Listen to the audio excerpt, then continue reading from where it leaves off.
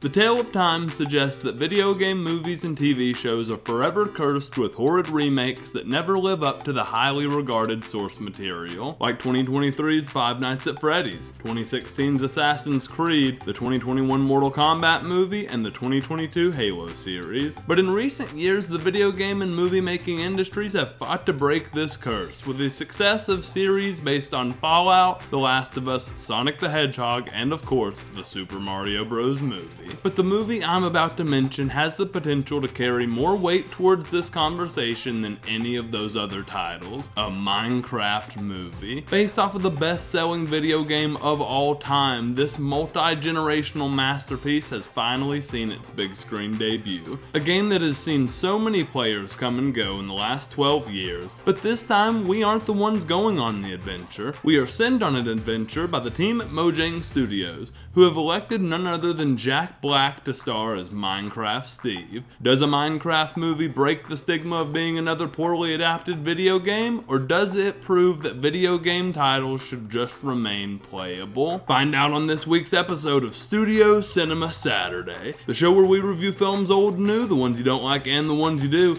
I'm your host, Kael, and today I'm placing blocks and shit cause I'm reviewing a Minecraft movie. And we'll begin with some spoiler-free thoughts about the film. Let me start out by saying, I'm no stranger to Minecraft. They say 10,000 hours makes you a master at something, so you can call me the Minecraft Master. The Master of Minecraft, if you will. You know, before I started this whole film thing, I kinda thought I wanted to be a Minecraft YouTuber. I had video ideas, series ideas, friends.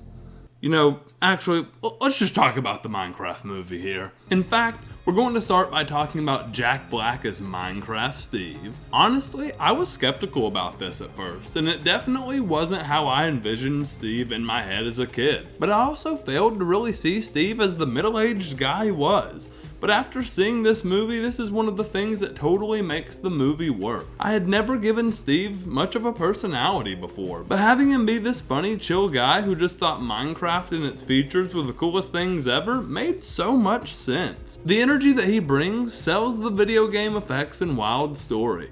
I truly can't believe that after all this time, this movie changed the way I think about Minecraft Steve. Jack Black made his impression on the character and did his job extremely well. This man has been on a tear of video game movies for the last 3 years, with his role as Bowser in Super Mario Bros. In 2023, Claptrap from Borderlands in 2024, and Steve here in 2025. Now the film as a whole, I think I can give some good non-spoiler thoughts on. When we were in Minecraft, I absolutely loved the movie, and I even liked Steve's backstory that led us into the overworld. But anytime we're in the real world, just kidding, it wasn't all bad, but it wasn't nearly as interesting as following the adventures of Steve. Now, did I think it was a faithful adaptation of the game? Absolutely. I like that they had things that aren't in the game as well to mix it up and make it feel fresh for people who have played a lot. And speaking of people who have played a lot, I went to see this movie by myself so I could get a head start on making this review. What an experience. The cringe, craziness, and corniness of the middle schoolers and high schoolers that were packed in that theater took the space over for the night. I accepted that I was in their theater. During the trailers, before the film even started, fans screamed "Chicken Jockey." And I even heard someone yell, "This is going to be amazing!" Once the movie began, they said lines from the trailer alongside the characters like, "I'm Steve, Ender Pearl, Flint and Steel," and of course, "Chicken Jockey." My favorite part is that most of the songs use this beat.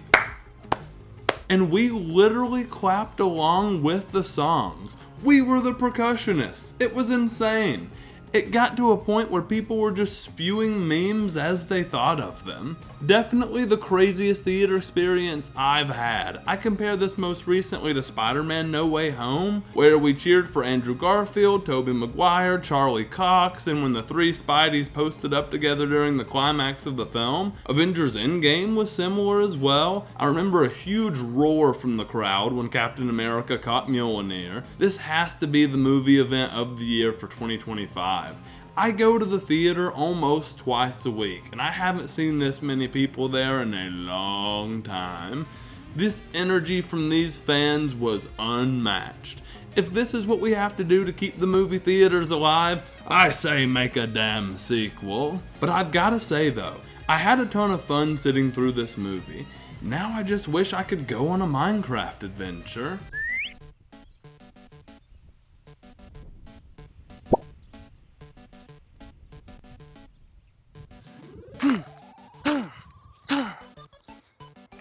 Damn it. You know, I guess I could just play the video game.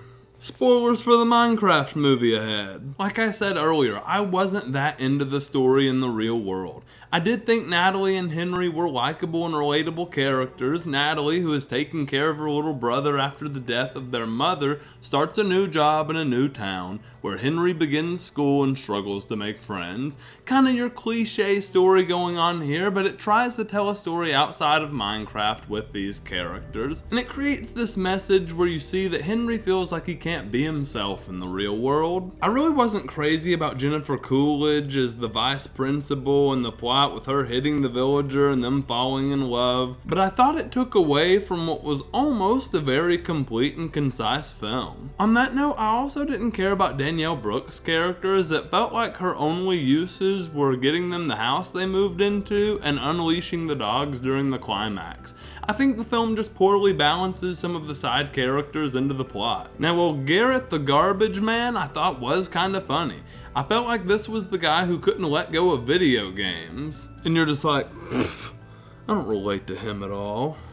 He sees the overworld as a way to gain riches because he isn't able to make ends meet in the real world. It's when you see that he could have died on the bridge where I was like, you know, I like him way more than I thought I would after seeing the trailer. His jealousy of Steve was also really funny, as he wanted to be the better gamer. I guess the only other main character I haven't talked about in the film is Malgosia, the queen of the piglins, and I liked a lot of this plot as a whole. Her capturing Steve and looking for the crystal was a cool plot device, and I liked that she was trying to wither the overworld. She just wasn't the coolest villain, truly. Her biggest strength was a giant piglin brute, and besides a quick backstory, we didn't really get any characterization on her. I will say though, I'm willing to look past all of that because I thought the final gag of her telling him to come closer and trying to stab him repeatedly was hilarious. I did think, however, that they could have used some higher stakes with their Nether army. Perhaps we used the Nether boss, the Wither? When met by the Super Boots Iron Golem, the Piglin Brute things weren't that special, and it felt like we just needed a little bit more power. But on that note, I thought this movie could have used just a tad bit more Minecraft as well. I originally assumed the movie would follow Minecraft Steve on an adventure to kill the Ender Dragon, just because that's about the most story you get out of the game. But we never really get that far. Although, if Steve has 2 elytras, does that not mean he's killed the Ender Dragon and explored the End Cities? I really don't think this Steve has gone that far, but maybe I'm just looking too far into it. Quickly, I just want to note some of my favorite scenes from the film, and you'll see that they're some of the most Minecraft moments. Steve showing Garrett and Henry his village, this felt like showing your friend your world as a kid. I loved the elytra scene, the fight with the piglins, the first night in Minecraft scene, and Steve entering Minecraft for the first time. It was these moments that felt like the adventures I had as a kid playing the game, and the movie successfully evokes the feeling of diving into the sandbox for the first time. Now quickly, I'll speak on the end of the film and future potential. I kinda wish the end for Steve would have gone the other way. Why does Minecraft Steve need to go back to the real world? Although he finds Alex, so maybe the sequel follows him and Alex exploring more Minecraft, but they win and everyone returns to the real world. The end. So does it break the stigma of being a bad video game movie while making a good and faithful adaptation of the best-selling video game of all time? I think it does. I allow this to join the list with Super Mario Bros., The Last of Us, Fallout, and other faithful adaptations of video games. I'll close this review by scoring the film a 7.5. And you know, I reasoned that with everything I said during the video. I genuinely had a good time, but I didn't think this was a perfect movie, and that's perfectly fine. Now, if you enjoyed this episode of Studio Cinema Saturday, we have over 50 more episodes you can watch where we discuss awesome films, old and new. On top of that, we talk TV on Television Tuesday, and we're also here telling our own stories, making short films, skits, and way more. I hope you go enjoy some of that Studio 24 content, and I'll see you there.